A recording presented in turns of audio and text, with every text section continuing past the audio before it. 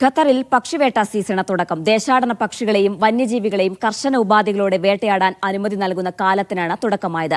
അറബികളുടെ പ്രധാന വിനോദങ്ങളിലൊന്നാണ് പക്ഷിവേട്ട. സെപ്റ്റംബർ 1 മുതൽ ഫെബ്രുവരി 15 വരെയാണ് പക്ഷിവേട്ടയുടെ കാലം. പരിസ്ഥിതി കാലാവസ്ഥാ വ്യതിയാന വകുപ്പിന്റെ മേൽനോട്ടത്തിൽ കർശന ഉപാധികളോടെയാണ് വേട്ട നടക്കുക.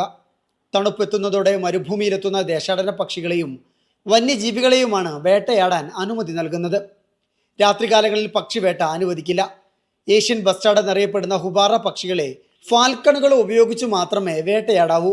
ഇലക്ട്രോണിക് ഉപകരണങ്ങൾ, പക്ഷിയുടെ ശബ്ദം പുറപ്പെടുവിക്കുന്ന ബേഡ് കോളർ എന്നിവ ഉപയോഗിച്ച് വേട്ട നടത്തരുത്.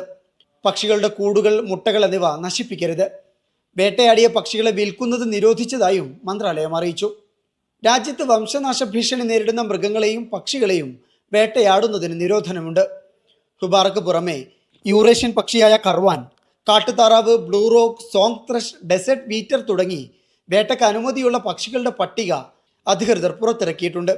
കാട്ടുമുയൽ, ഒട്ടകപ്പക്ഷി, മുള്ളംപന്നി, ചെറുമാൻ, ഈജിപ്ഷ്യൻ ഫ്രൂട്ട് ബാറ്റ് തുടങ്ങിയ ജീവികളെ വേട്ടയാടുന്നതിന് വിലക്കുണ്ട്. പരിസ്ഥിതി റിസർവ് മേഖലകൾ, പൂന്തോട്ടങ്ങൾ, നഗരപരിധികൾ എന്നിവയ്ക്കുള്ളിൽ വേട്ട പാടില്ല. Media 1, Doha.